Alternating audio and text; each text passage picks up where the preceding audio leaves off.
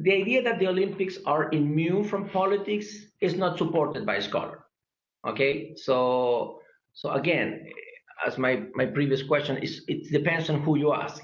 If you ask athletes, if you ask sport journalists, not world affair journalists, sport journalists, most likely they will say no, sport and politics should run, from separate venues. But the reality is that sport and politics has been hand in hand since day one.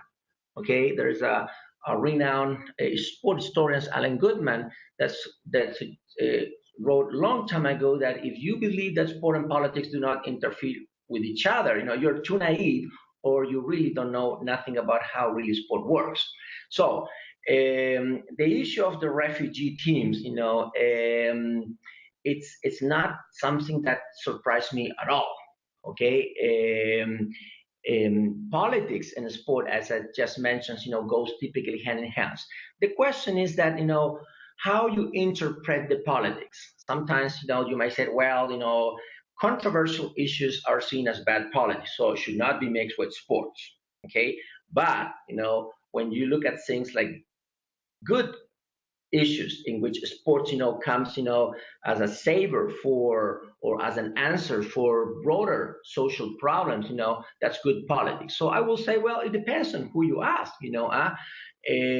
So Nelson Mandela did the most clear statement in sport and politics in 1995 when he wore the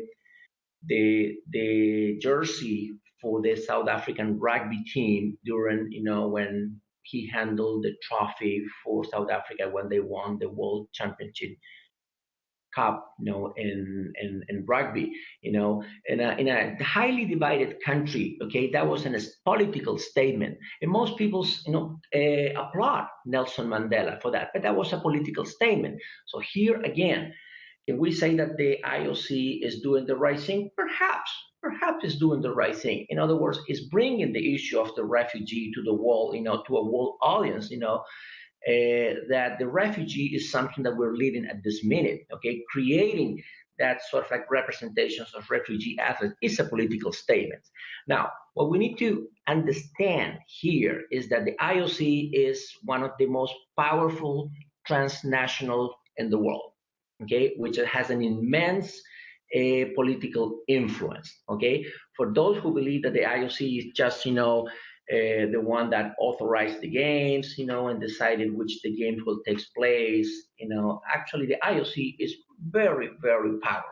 Okay, and I think one of the most clear evidence of the political power of the IOC is when the IOC, sanctions or legitimize sovereignty for nation states. And this has happened, over the years.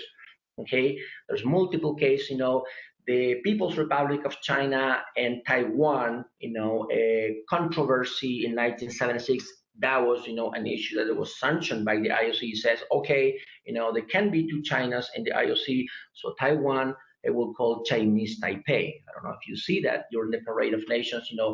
You never will see, a Taiwanese athletes as Taiwan. They compete as Chinese Taipei because that was a name given by the IOC. In other words, the IOC has the power to rename.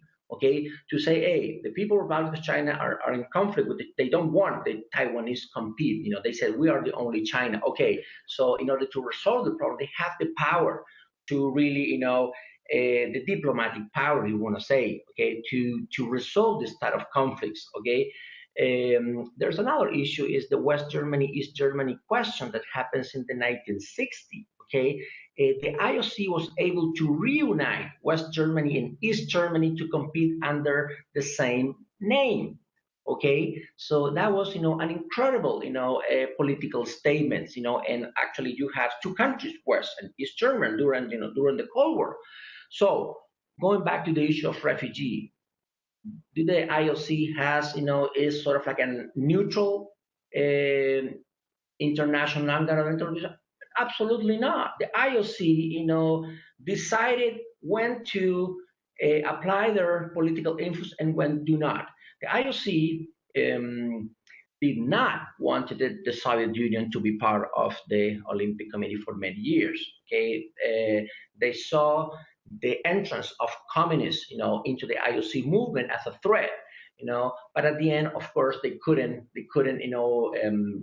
refuse the entrance of the team of the Soviet Union that was in the 1950s. These are all examples that illustrates that, what we're seeing today about understatements, which is, I believe, most people say, well, that's a good political statement.